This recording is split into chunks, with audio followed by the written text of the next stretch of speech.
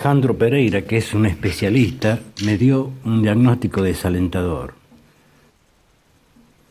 La moto necesita cirugía mayor.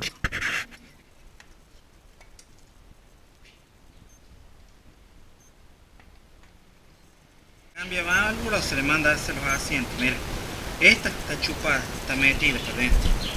Es fácil saber, vos le echas combustible por acá y si pierde por ahí lagrimea,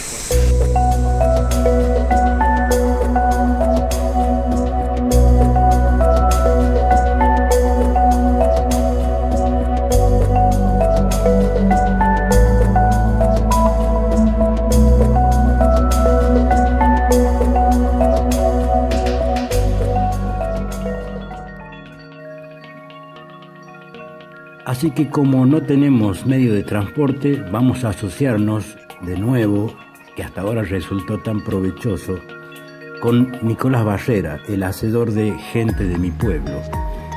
Ya teníamos previsto visitar Pinas, que es el centro del Parque Nacional Tras la Sierra. Así que vamos a hacer una excursión hasta este lugar tan mítico y tan relacionado con la cultura de nuestro departamento, de nuestra zona.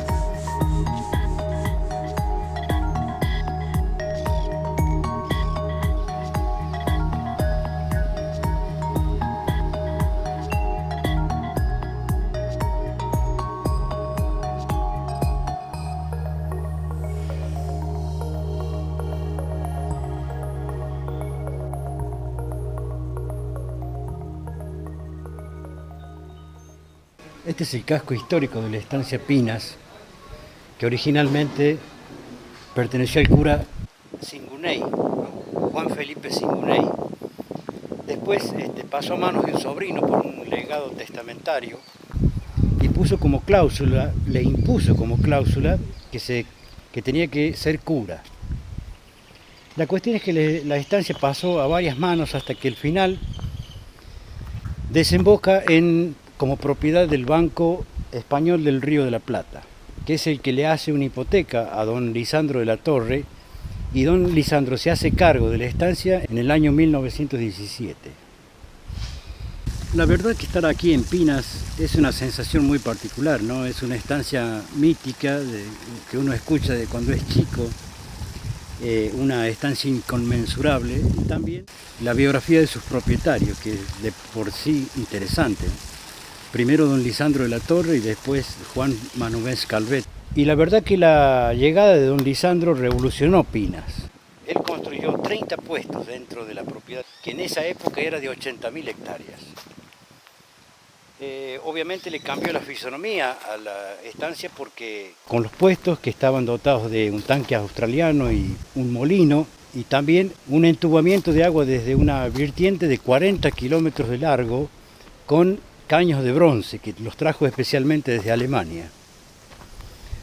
Y durante 20 años don Lisandro vivió aquí en Pinas esporádicamente, porque él vivía en Santa Fe, participó en 2 elecciones como candidato a presidente y perdió en las 2 oportunidades, participó en 6 elecciones legislativas y ganó 2 veces, fue diputado provincial en Santa Fe y diputado nacional, que es cuando se hace célebre porque en el Senado de la Nación sufrió un atentado y su correligionario Enzo Bordavere se interpuso y le causó la muerte. Así que don Lisandro de la Torre recorría permanentemente Pinas.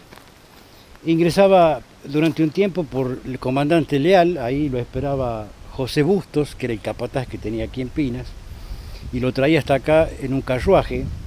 También ingresaba por la zona de Cerrezuela, sobre todo cuando perdía elecciones, pasaba largas temporadas aquí en Pinas. Él fue el que implantó el bosque que hay en Pinas, de palmeras, de aguaribay, plantas que no son autóctonas de esta zona. Y la verdad que hizo un parque con una sombra exuberante y obviamente construyó lo principal del casco de la estancia de Pinas. Pinas es parte de los llanos riojanos, ¿no? Está la Sierra de los Llanos y la Sierra de Guazapampa. Y el valle que hay en el medio que es la misma geografía, ¿no? El Chaco árido. Entonces la misma vegetación que en la zona nuestra. Aquí al pie de monte, donde está el casco de la estancia, varía un poco la vegetación.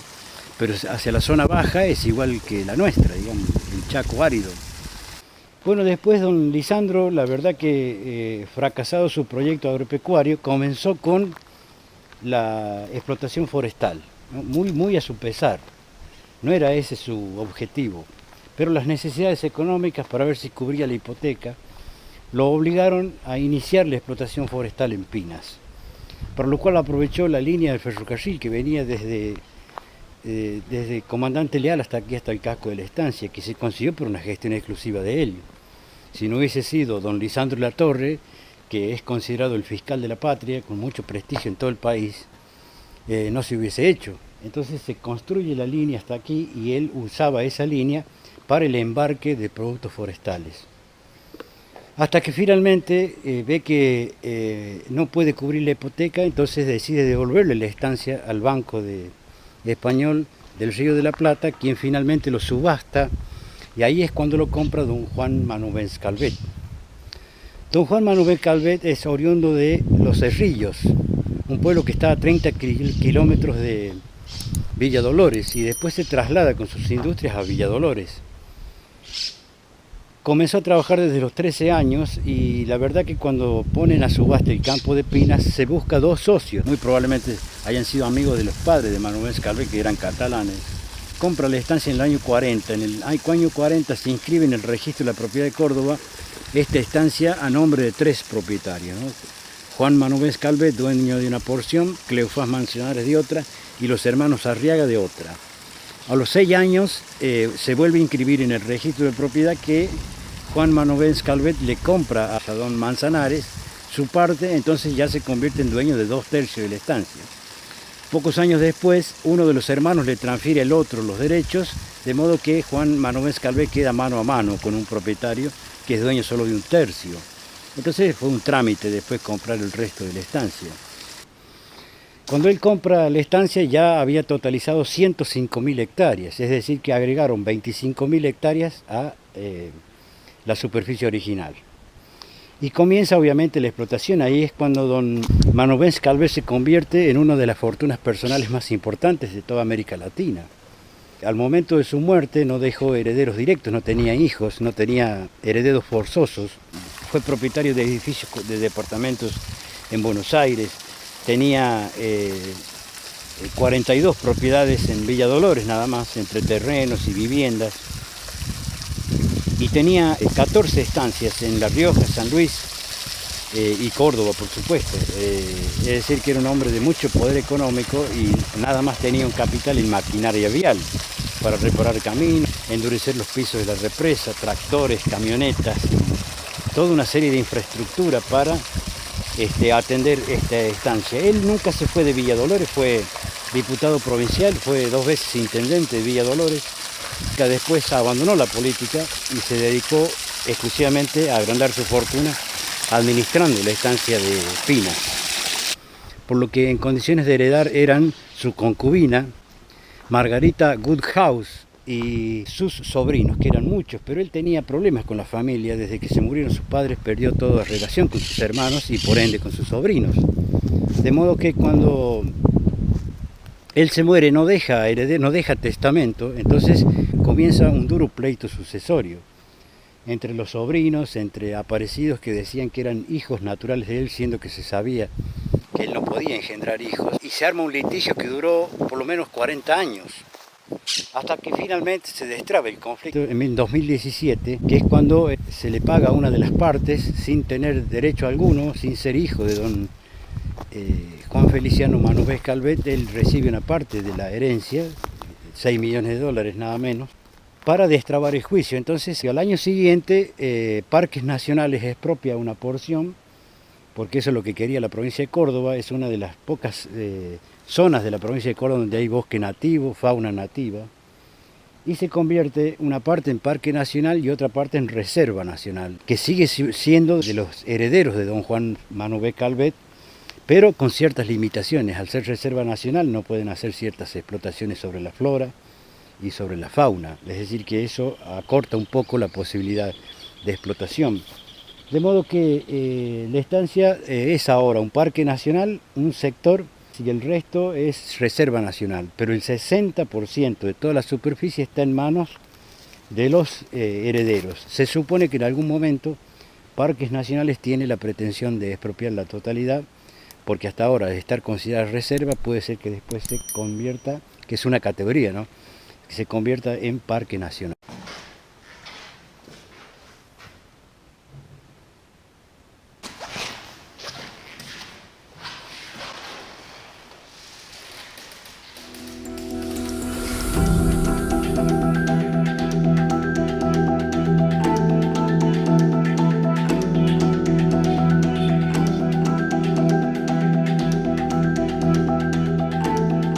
Estamos aquí en el 47, otro de los puestos emblemas de la estancia Pinas, que está muy cerca del casco histórico, y aquí hay mucha infraestructura y parece que es la infraestructura mejor conservada de toda esta zona.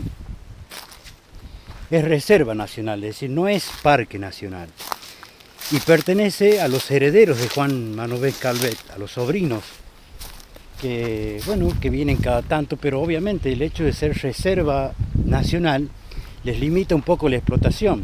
Lo más importante es que hasta aquí, hasta el 47, llegaba el ferrocarril, una línea que se construyó desde Comandante Leal, empalmando con el ferrocarril que va desde Rezuela a Pie de Palo y que pasa por Milagro, aquí gestión exclusiva de don Lisandro de la Torre, ¿no? Y el ferrocarril llegaba hasta este punto, que es el 47, donde había la fábrica de alcohol, de la cual vamos a hablar luego. Y aquí hay mucha infraestructura, se nota que aquí hubo un gran movimiento que tiene que ver con la explotación de pinas. Aquí también parece que funcionaba un taller. Es decir, que don Manovés Calvet utilizó con el tiempo la infraestructura que habrá dejado el ferrocarril. Ya se sabe que levantó las vías, por ejemplo, que las levantó a su entero costo, y las comercializó, pero es probable que parte de esta infraestructura que hay acá la haya dejado el ferrocarril así abandonada, porque era un ramal de 45 kilómetros y no se iba a ocupar la Administración Nacional de Ferrocarriles por una línea tan corta respecto de todas las líneas troncales que tiene nuestro país. Aquí hay tachos seguramente para traer combustible. Hay por todos lados huellas, obviamente, de la explotación histórica de Pinas, como la maquinaria vial, de transporte, para transporte de hacienda, para transporte de agua. Vemos rollos de alambres, tranqueras. La verdad que el puesto del 47 tiene una inmensa infraestructura que era parte de la explotación forestal que ejercía aquí don Juan Feliciano Manovés Calvet. Don Manovés Calvet por lo general se manejaba en camionetas por el tipo de terreno y por la zona, y cuentan la gente que lo conoció que sabía manejar una Ford amarilla, y muy probablemente sea esta una de las camionetas que transportaba al poderoso ganadero, no solo por la estancia, sino visitando lugares vecinos como Villa Dolores, obviamente, y la zona nuestra de Milagro. Así que es probable que esta haya sido una de sus camionetas de transporte.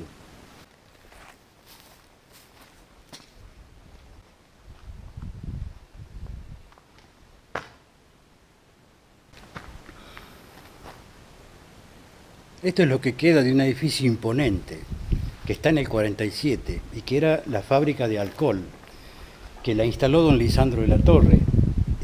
Después Juan Manovés Calvet no se ocupó de explotar esta edificación porque, bueno, su criterio de explotación era otro. Él concebía Pinas como exclusivamente para la cría de ganado. Entonces ni se ocupó ni de mantener este edificio, hasta que un día se quemó. Dicen las malas lenguas que fue para cobrar un seguro. Queda a las claras en esta parte del edificio las huellas, ¿no?, del fuego, y este es el sector matriz de la fábrica, digamos, donde están, vuelvo a decir, muy palpables todavía las huellas del incendio que acabó con este sitio. De lo que queda un imponente edificio que permite ver, está actualmente en ruina, pero que permite ver la envergadura de este emprendimiento industrial.